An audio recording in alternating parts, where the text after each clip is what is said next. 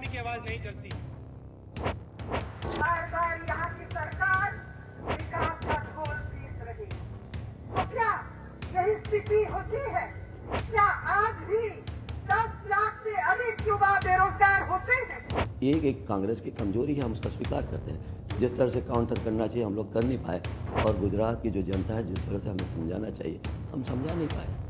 एक જ પાર્ટીના પ્રમુખ અને એક જ પાર્ટીમાંથી આવતા પ્રધાનમંત્રી બંને ગુજરાતમાં જુદું જુદું બોલી ગયા. હવે આમનો ભરોસો કરાય? ના આમનો ભરોસો કરાય? आपकी जो सरकार है और आपके जो चीफ मिनिस्टर हैं आपकी आवाज को नहीं सुनना चाहते हैं, वो सिर्फ अपनी आवाज को सुनना चाहते हैं। गुजरात में विकास सिर्फ कुछ लोगों के लिए हो रहा है।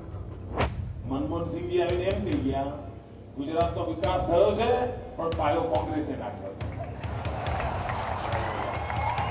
राज्य सरकार के कामों से समाज में असमानता बढ़ रही है।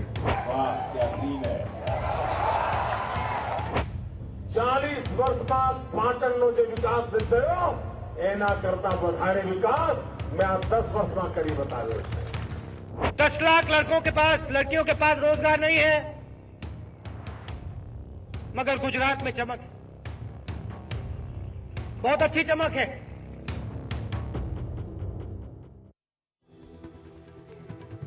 नमस्कार, शाम 6 बजे बड़ी खबर में चर्चा राहुल गांधी के गुजरात दौरे की।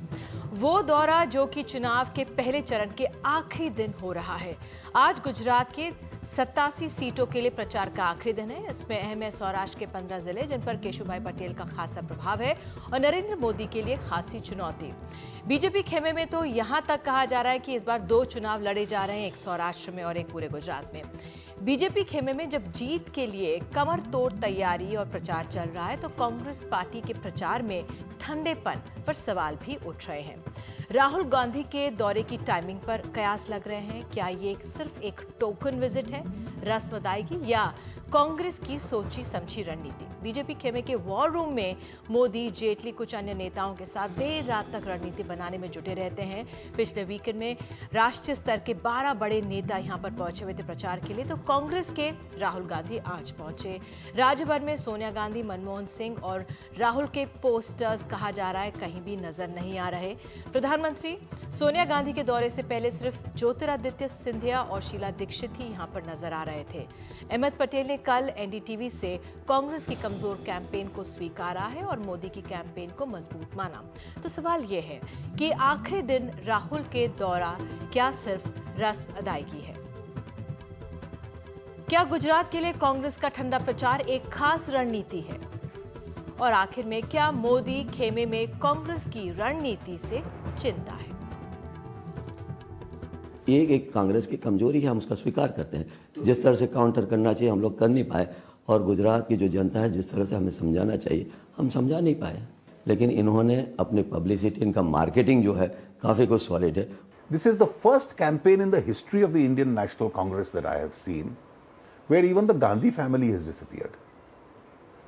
Today you don't find a single poster of the photograph of the Prime Minister or the Gandhi family leaders on Congress's ad campaigns. Instead, you are using some brand ambassadors. Now, I can understand shampoos and soaps being sold by cricketers or some emerging film stars as brand ambassadors, but the Congress doesn't know the direction of its campaign. Now, look at Mrs. Sonia Gandhi's last 2 visits to Gujarat.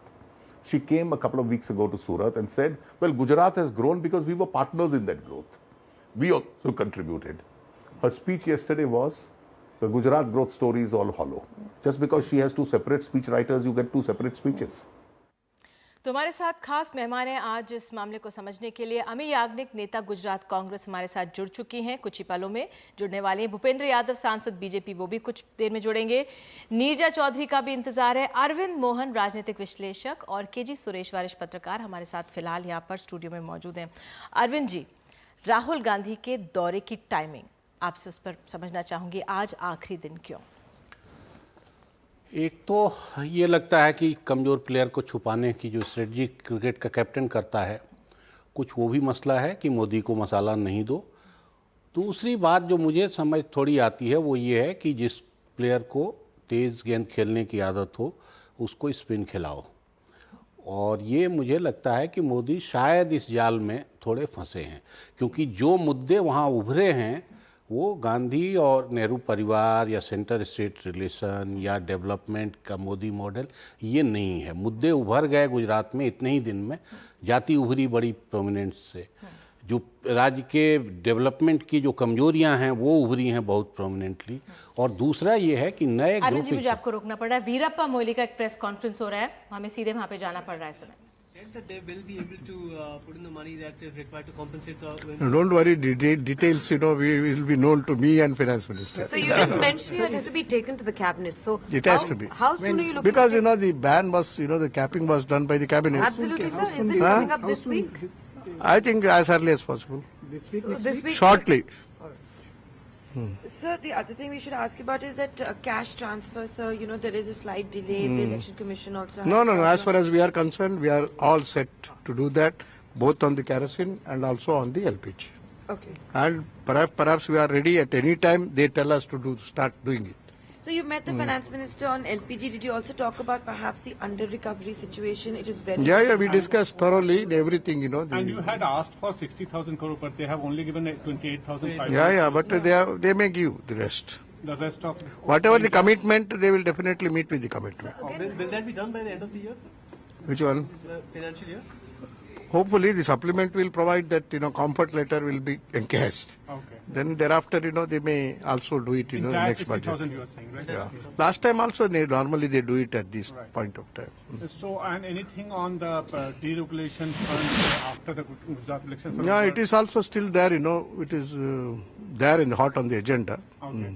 And you are talking about petrol deregulation? No, petrol is already done. So, And we are not interfering at all. right. So- Diesel is the issue. Yeah. The decision has been taken long back Right. as far as the deregulation, but it was held on hold. Right.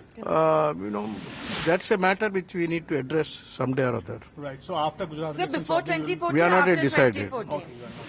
Sir, before 2014, after 2014. No, seriously, sir. Seriously. Let Sir, us see. and what is going on in the KG Basin thing, the CAG audit? Has the CAG actually agreed? No, CAG will do its duty. We will do our duty, Right. and the private sector will do their duty. Right, sir. Don't worry, there is no clash, and everything is on complementary each other. And CAG. बड़ी खबर, petroleum मंत्री वीरप्पा मोइली ने अभी ऐलान किया है कि अब जो रियायती सिलेंडर हैं बढ़कर 9 हो जाएंगे। रियायती सिलेंडर पहले 6 होने थे, उसको बढ़ाकर अब 9 कर दिया गया है। पेट्रोलियम मंत्री वीरप्पा मोइली ने ये, तो अभी आप सुन रहे थे उन्हें, कि बहुत बड़ा ऐलान माना जाए। जिस तरह से कैप लगी थी सिलेंडर्स पर, एक बहुत बड़ी मुश्किल एक तरह से कांग्रेस सरकार पे, जो महंगाई के दौर में जो कैप पड़ी थी उस पर सवाल उठने लगे थे। अब ये एक बहुत अहम ऐलान सरकार की तरफ से सामने आया है। मनोरंजन भारती हमारे साथ मौजूद हैं फोन लाइन पर। मनोरंजन, ये अपने आप में काफ़ी अहमियत रखता है, इस ऐलान की टाइमिंग भी और अपने आप में बहुत अहम है कि अब जो रियायती सिलेंडर है 6 से बढ़कर 9 हो गए। जी हाँ, इसकी घोषणा होनी ही थी। हमें कहा गया था कि सरकार ने ये फैसला ऑलरेडी ले लिया है, लेकिन हमको लगता था कि शायद ये गुजरात चुनाव के बाद हो। लेकिन अब जिस तरह से वीरप्पा मोइली ने ये कहा है, उससे बात साफ है कि कांग्रेस पार्टी जो कह रही थी सरकार से कि इसको 9 किया जाए, उसके बाद जो सिलेंडर हैं वो रियायती दर पे नहीं मिलेंगे। तो मुझे लगता है कि सरकार ने थोड़ी देर जरूर की है, लेकिन आप कह सकते हैं कि आखिरकार जो है राहत देने की बात है, वो उसका फैसला किया जा चुका है। India's #1 news app just got even better. Download NDTV's new app. Fully optimized for retina display. Full screen view. Faster response time. And Sudoku. NDTV's new iPad app. Download now.